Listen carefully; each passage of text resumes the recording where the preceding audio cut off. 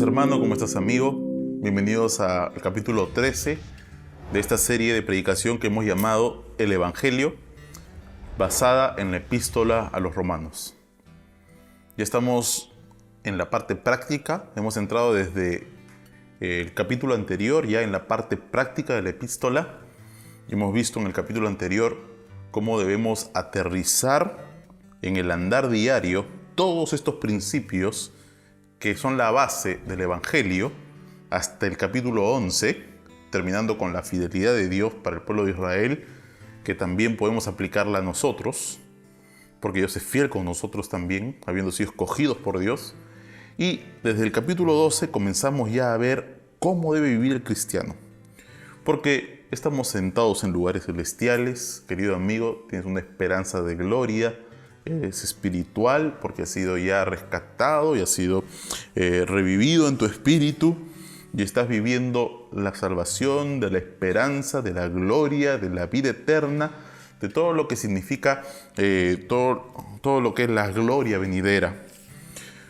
Y es a veces una tensión entre el estar sentado en los lugares celestiales viviendo con la conciencia de las cosas espirituales y estar viviendo en el día a día, en medio de la sociedad.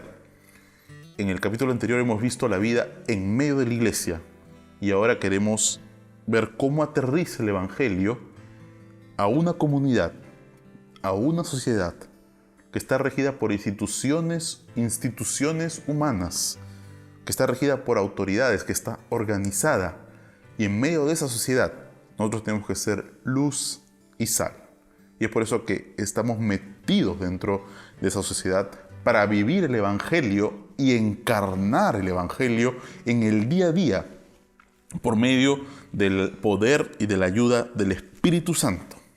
Entonces, después de toda la teología, después de construir las bases y los cimientos, hemos puesto el primer piso de la vida en la iglesia y ahora estamos poniendo el segundo piso, la edificación del edificio de la fe en tu vida, que es la vida en sociedad.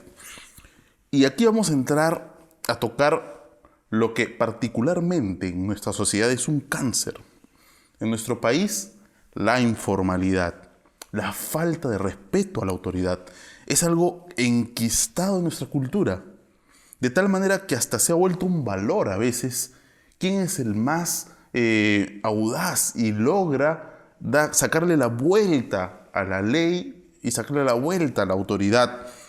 Lo peor es que a veces incluso los cristianos, los que muchas veces argumentan el que son del reino de los cielos, que ya mi ciudadanía es celestial, los que son espirituales y por eso muchas veces no se sujetan a la autoridad. Iglesias que no pagan impuestos, conciertos cristianos, donde a la salida venden los CDs piratas, CDs de piratería cristiana, a la salida del concierto. Y esto se da de manera penosa. Pero, ¿es esto realmente el Evangelio? Miren la voluntad de Dios que nos habla en este capítulo cómo debemos vivir el Evangelio celestial en este mundo terrenal. Romanos 13 nos enseña a vivir en medio de la sociedad, una sociedad con instituciones humanas, una sociedad organizada, una sociedad con autoridades. ¿Y cómo debemos vivir en medio de esta sociedad del Evangelio? Primero, sometiéndonos a las autoridades, sometiéndonos, o sea, poniéndonos bajo las órdenes de las autoridades. Romanos 13, versículo 1 dice: sométase toda persona a las autoridades superiores, porque no hay autoridad sino de parte de Dios, y las que hay, por Dios han sido establecidas. ¿Saben? Esta expresión de Pablo no solamente manifiesta la orden de que nos debemos someter nosotros los cristianos, sino también el deseo de que todos, absolutamente todos, cristianos como no cristianos, tienen que someterse. O sea, no solo nos sometemos nosotros, sino que deseamos que todo el mundo se someta. Es una declaración de universalidad. No hay excepciones. Toda persona, los creyentes y los no creyentes. Y si nosotros deseamos que todos se sometan, ¿cuánto más nosotros mismos tenemos que ser ejemplo y consecuentes con esta con esta declaración. Debemos desear esto, que se sometan todos a las autoridades superiores. La razón es que no existe ninguna autoridad que no venga de parte de Dios. Por lo tanto, en consecuencia lógica, las autoridades que hay por Dios han sido establecidas. Que aquí entramos en una primera contrariedad, ¿no? Nos podemos contrariar con esto y podríamos comenzar a argumentar de muchas maneras que ¿acaso no es el pueblo que por sus votos pone a las autoridades, escoge a las autoridades? Bueno, podríamos pensar que eso pasa en las democracias, ¿no? Porque hay países donde no hay elecciones. Pero incluso en las democracias, siempre Dios tiene la última palabra como soberano de la historia. Y hemos visto muchos ejemplos, muchas realidades donde el pueblo ha querido poner una autoridad, pero al final Dios es el que pone y quita reyes. ¿Por qué? Hemos visto muchas veces que incluso autoridades elegidas con todo el respaldo popular, pero al final el que tiene la última palabra es el soberano Señor de la historia. Escándalos, problemas de salud, hasta la muerte misma han terminado con gobiernos que se creían eternos. Y hay que aclarar esto. La voz del pueblo no es la voz de Dios.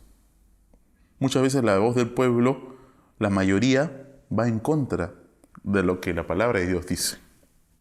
Y aunque vemos que muchas veces las autoridades llegan al poder engañando al pueblo, manipulando al pueblo y ocultando información, difamando y hasta haciendo un fraude electoral, no está fuera del control de Dios.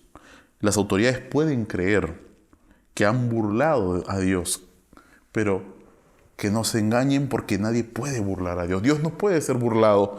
Y al final Dios usa esto en sus planes. Terminan sirviendo a los propósitos de Dios más que a sus propios propósitos. Por ejemplo, acabo de ver un documental sobre la Segunda Guerra Mundial, la batalla de Midway, una batalla que se dio en el Pacífico entre la Marina de los Estados Unidos y la Marina japonesa. Y es increíble la cantidad de circunstancias y de detalles que están en juego.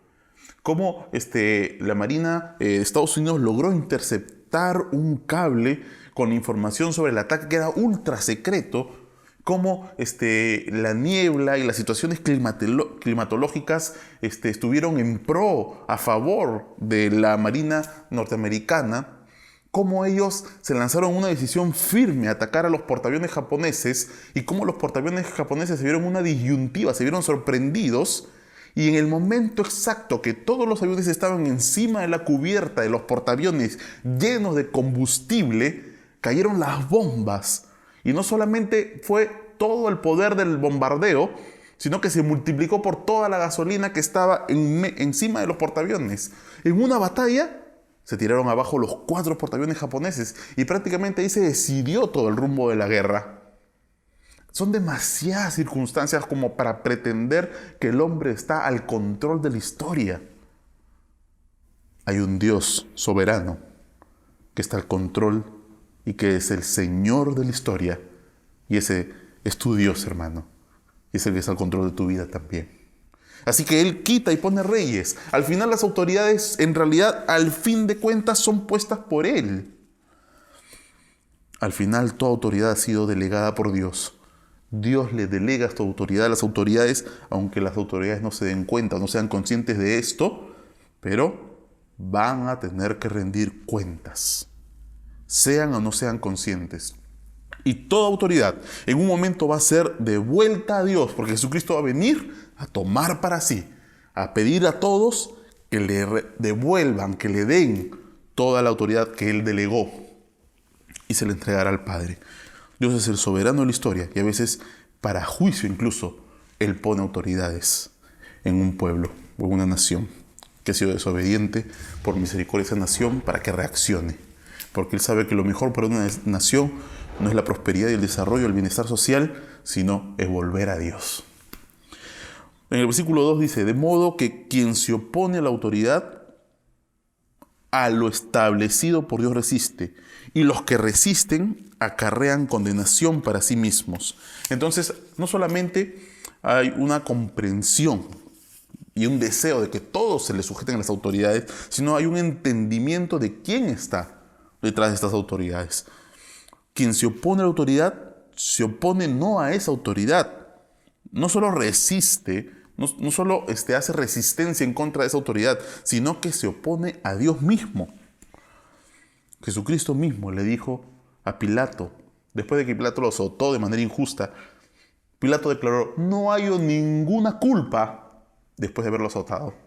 O sea, él mismo estaba declarando por su boca que había sido injusto con Jesús. Y Jesús le dijo: toda autoridad no te la tendría si no te hubiera sido dada de arriba. Y Jesús se sometió a esa autoridad injusta. Una de las características del cristiano, y esto es importante, hermanos, ¿por qué es esto? Porque tenemos que entender que la crisis, o sea, lo que rompió todo es el deseo del hombre de querer ser su propio Dios. Serás como Dios. Ahí empezó todo, cuando el hombre quiso tomar la autoridad de su vida para él. Entonces el creyente lo que ha hecho es volver a ponerse bajo autoridad. O sea, la crisis de quién ahora va a gobernar mi vida y darle de nuevo el señorío a otro y ponerme bajo autoridad es lo que realmente nos hace creyentes. Recuerda, nuestro Señor es el Señor Jesucristo y no nos autogobernamos. Entonces es por eso que una característica vital del creyente es que anhela estar sometido a la autoridad. A la autoridad de Cristo en primer lugar y a la autoridad que tenga por encima de él. Y no querer él ser el que gobierne su vida. Recuerden que todo empezó con ese querer ser como Dios. Esto es claro. El verdadero creyente no tiene un deseo de ser autoridad y de ser eminencia, sino que el deseo del verdadero creyente es más bien estar siempre bajo una autoridad. Solo cuando recibe un llamado claro de Dios a ser autoridad, entonces lo acepta, pero con todo temor, porque su deseo natural es más bien estar bajo autoridad. Y si tú no tienes ese deseo como creyente, tienes que evaluar tu cristianismo. Si tú más bien quieres ser autoridad, si tú más bien quieres gobernar, si tú quieres tener control sobre otros, eso es de la carne. Lo que viene del Espíritu es más bien someterse unos a otros, querer ponerse bajo la autoridad de otro.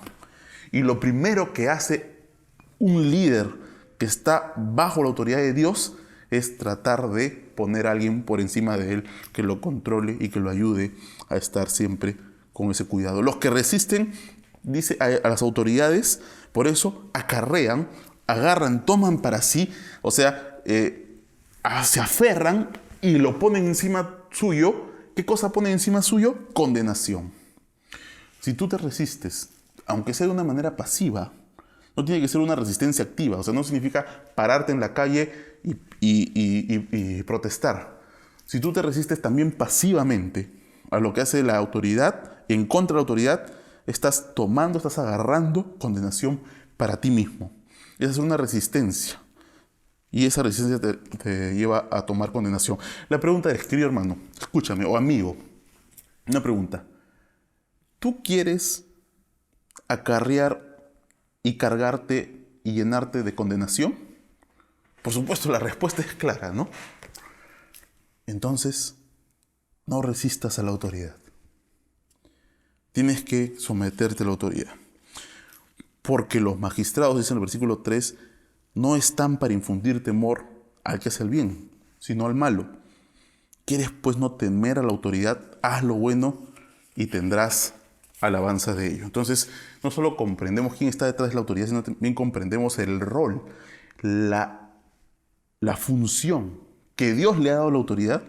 Ahora, no estoy diciendo si la autoridad la cumple o no, esto ya es otra cosa, y la autoridad va a tener que rendir cuentas, pero la función de Dios, la función divina, o sea, la definición de Dios en su palabra de lo que es el rol de la autoridad es clara. Es para infundir temor al que hace lo malo. Esto me hace pensar en cómo a veces caen los que llevan droga en los aeropuertos, ¿no? Ellos están muchas veces pasando por los controles y ahí está la autoridad. Y a veces están con esos perros que huelen la droga, o están con sus armas, con sus pistolas, y muchas veces les comienza a infundir temor esto.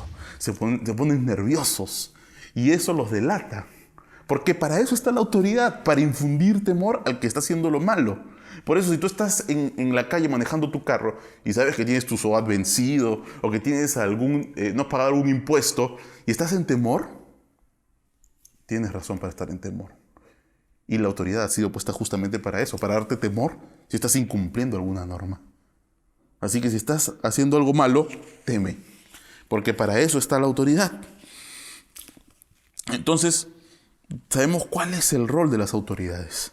Pero también, así como está para darle temor a los que hacen el mal, está también para alabar, para reconocer a los que hacen el bien, a los que se guían según la autoridad y según las normas. El versículo 4 nos lleva también a entender que no solo entendemos el rol bíblico de las autoridades, sino también conocemos las atribuciones que tiene la autoridad. Miren lo que dice el versículo 4. Porque es servidor de Dios para tu bien. ¿Que un inconverso puede ser servidor de Dios? La Biblia nos da muchos ejemplos de eso. Sí, un inconverso puede servir a Dios. No en la manera espiritual, como sirve realmente un siervo de Dios, sino en la manera de que puede servir para sus propósitos. Pero si haces lo malo, teme, porque no en vano lleva la espada. Bueno, en estos momentos las autoridades no llevan espada, ¿no? El equivalente es la pistola. Lleva la espada, pues es servidor de Dios, vengador, para castigar al que hace lo malo. Entonces conocemos las atribuciones dadas por Dios. Dios le ha dado la autoridad, le ha dado esta atribución. La razón es clara, porque es servidor de Dios para sus propósitos. Ese es el encargo que tiene. Y es servidor de Dios, aunque a veces no sea consciente, muchas veces la autoridad no es consciente de esto, lo es para el bien de nosotros. Para eso ha sido puesta. Aunque a veces la autoridad sea injusta, aunque la autoridad a veces no está cumpliendo ese rol y la autoridad va a rendir cuentas. Pero si haces lo malo, si te pasas la luz roja, si no has pagado tus impuestos, entonces teme con toda razón. Porque esa es la función que tiene la autoridad, dar temor para que tú estés siempre en norma. La espada, que sería la pistola de hoy, no la llevan por gusto, nos está diciendo aquí la palabra. Ahí está representada la autoridad que tienen, porque tienen hasta la capacidad de matar, porque el Estado, cuando la situación lo amerita, tiene esa capacidad, porque si un soldado romano en esos momentos había algún desorden público y tenía que sacar la espada para defenderse dentro del marco legal del Imperio Romano en esos momentos, podía usar la espada y en autodefensa hasta podía llegar a matar al otro con toda la autorización de la ley. Igualmente, los policías ahora tienen su arma de reglamento y dentro del reglamento hasta pueden incluso ellos matar a alguien dentro del marco legal que se da. Así que pueden llegar hasta este extremo porque tienen la atribución de hacerlo en el ejercicio de su autoridad. Entonces tenemos conciencia de que tienen esa atribución y debemos temer. Llevan la espada porque son servidores de Dios, no porque sean servidores de mezquinos intereses políticos, de corruptos, porque eso es lo que podríamos pensar. No, pero acá esto es injusto, esta sociedad no es la sociedad de la que estás hablando. No, son vengadores de Dios, que están para castigar al que hace lo malo. Pero, usted no conoce los tiempos. ¿Usted sabe lo que estamos viviendo en estos momentos en nuestra sociedad? ¿Sabe lo injustas que son las autoridades? Pues yo te quiero decir, hermano, amigo, que cuando se escribió esto, la situación no era muy distinta. Es más, el emperador en ese momento era Nerón, el que incendió la ciudad de Roma y después acusó a los cristianos y los lanzó al Coliseo romano, los degollaba vivos y hacía que las fieras se los coman. O sea, esa era la autoridad en ese momento. Yo no sé si podríamos decir que nosotros tenemos autoridades más corruptas que ellas. Y en ese momento se escribió, yo creo que en un sentido simbólico, paradigmático, de manera pedagógica, porque si en ese momento el Espíritu Santo le está diciendo a la iglesia que se sujete a esa autoridad, ¿cuánto más ahora? Las autoridades son injustas, las autoridades se equivocan, las autoridades a veces son corruptas, pero incluso en medio de esas circunstancias, no deja estar eso fuera del control de Dios y tenemos que sujetarnos a ellas y tienen las atribuciones y están al servicio de Dios y son vengadores usados por Dios para castigar. Versículo 5 dice: por lo cual es necesario estar sujetos no solamente por razón del castigo, sino también por causa de la conciencia. Así que nuestra motivación no debe ser solamente el temor, sino que también debe ser que nosotros estamos viviendo delante de los ojos de Dios. Y por la conciencia que tenemos de respetar y servir a Dios, tenemos que hacerlo. Pues por esto pagamos también los tributos, porque son servidores de Dios que tienden continuamente a esto mismo. Entonces aquí entramos a la segunda parte de cómo debemos vivir el Evangelio en medio de la sociedad. Sometiéndonos a autoridades y segundo, pagando a todos lo que debemos. Y aquí empieza por los tributos. Pagad a todos lo que debéis. Al que tributo, tributo. Al que impuesto, impuesto. Al que respeto, respeto. Al que honra, honra. Y hay mucho que decir. Espero tener el tiempo para decirlo. Porque hay acá algo que necesitamos entender. Tenemos que pagar todos los impuestos. Si le debemos a alguien tributos, tenemos que pagar tributos. Si debemos a alguien impuestos, hay que pagar impuestos. Aquí se ve que es pecado no pagar impuestos. Es pecado comprar piratería. Es pecado delante de Dios, y estamos ofendiendo a Dios, cuando compramos contrabando. ¿Está claro? Porque la palabra lo dice con todas sus letras. Pastor, me va a decir, pero usted no entiende que si yo comienzo a pagar mis impuestos, quiebro, porque la competencia no los paga. Así que voy a estar compitiendo en desigualdad de condiciones. Eso no es competencia justa. Yo entiendo eso de repente, hermano. Si tú me estás escuchando, estás en esa situación difícil. Pero es al revés, hermano. Si tú comienzas a obedecer a Dios en esto, los que van a estar en desigualdad de condiciones van a ser tus competidores. Porque vas a poner a Dios de tu lado. ¿Confías en Dios? Y de repente, incluso en medio de la fidelidad de Dios y de los propósitos de Dios, tenemos que llegar al punto que llegaron los amigos de Daniel, que dijeron: así Dios no nos libre del horno de fuego, incluso aún no nos arrodillaremos delante de tu Dios, del ídolo. Y así Dios no te libre, no te arrodilles delante del Dios Mamón, delante del Dios del materialismo, porque no podemos servir a Dios y a las riquezas. Vamos a terminar aborreciendo a uno. Y nosotros tenemos que decir que si ellos quieren servir al Dios Mamón, nosotros, yo y mi casa, serviremos a Jehová hasta las últimas consecuencias. Tenemos que comenzar a caminar en lo sobrenatural, porque eso significa el Evangelio, es lo sobrenatural incrustado en una sociedad terrenal, llena de pecado. Porque si nosotros nos dejamos arrastrar, simplemente vamos a ser una sal que no sala y una luz que no alumbra, y la sal que no sala no sirve para nada, solamente para tirarla y ser pisoteada en el piso. Cuidado con la piratería. Cuidado con no dar boleta o no pedir comprobantes. Tenemos que vivir el Evangelio en medio de la sociedad. Pero no solo hay que pagar tributos, impuestos, sino también hay que pagar honra. Esta es una deuda que tenemos también, ¿no? Al que le debemos honra, hay que darle honra. Y aquí nos chocamos muchas veces con un falso concepto que nosotros los cristianos debemos de olvidar. Es el tema de que, no, yo no me acerco a la autoridad, yo no soy muy de lisonjear, de llenar de halagos a la autoridad, porque yo no quiero ganarme el favor de ellos de esa manera, ¿no? Y a veces pensamos pues que podríamos caer en lo que llamamos en términos coloquiales sobonería a la autoridad, pero tenemos una responsabilidad delante de Dios de darle honra al que le debemos honra. Esto nos obliga a que si estamos en una reunión donde están todos los miembros, por ejemplo, de nuestro grupo laboral, estamos en el trabajo, tenemos que buscar al jefe máximo que está en ese almuerzo, en esa reunión, acercarnos a su mesa y saludarlo. ¿Por qué? Porque le debemos honra. ¿Por qué? Porque Dios lo puso como autoridad. Y esto no es sobonería, y esto no es tratar de ganar el favor de la autoridad, sino que esto es simplemente una convicción de que Dios nos ha dicho que le tenemos que pagar honra a que le debemos honra. Y así tenemos que hacer con las autoridades y con los que les debemos honra. No deberle nada a nadie. Tratemos de no caer en deudas, hermano. Este es el plan de Dios para una vida plena, no endeudarnos.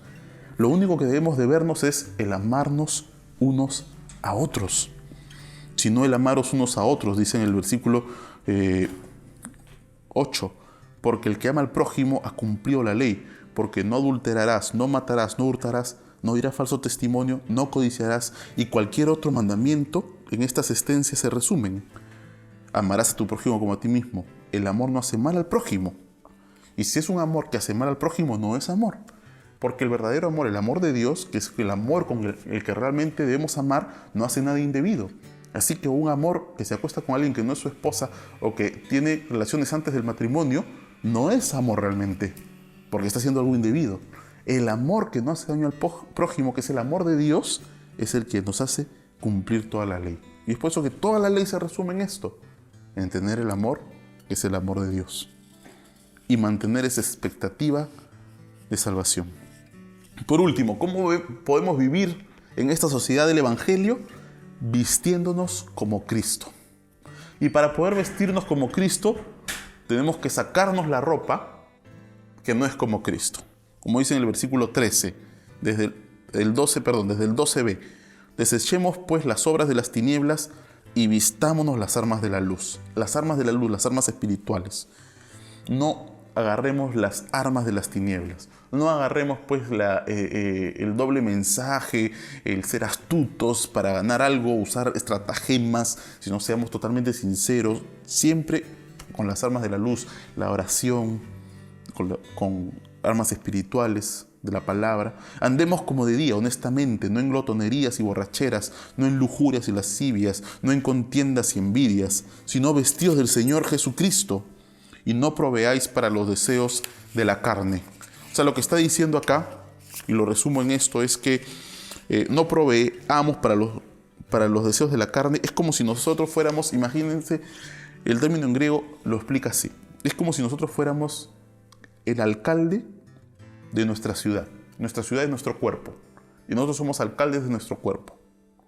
Y el pueblo nos pide constantemente pan y circo. Nos pide diversión, nos pide entretenimiento, nos pide violencia, nos pide, no sé, cualquier cosa que lo satisfaga. Así nos pide el cuerpo. Y por nosotros, por satisfacer al pueblo como alcaldes, para mantenerlos siempre tranquilos y contentos, le damos todo lo que piden. Bueno, lo que está diciendo aquí la palabra es que no le demos al cuerpo lo que nos pide. No proveyamos para los deseos de la carne. No debemos hacer uso con nuestra carne, no preveamos para nuestra carne lo que nos pide, sino vistámonos de Jesucristo. Y así vamos a cumplir la ley de Dios. En conclusión, vivir el Evangelio celestial en un mundo terrenal se hace sometiéndonos a las autoridades, pagando todas nuestras deudas y vistiéndonos constantemente de Cristo. Si hacemos esto, realmente vamos a comenzar nosotros a ser dentro de la sociedad como está, una nueva sociedad. Los que tenemos a Cristo como nuestro Rey, vamos a vivir ese reinado dentro de la iglesia. Ojalá así podamos nosotros ser ejemplo en todo y realmente el Evangelio se encarne en nuestra vida diaria. Que Dios te bendiga y sé luz y sal en esta tierra, en este mundo que tanto lo necesita.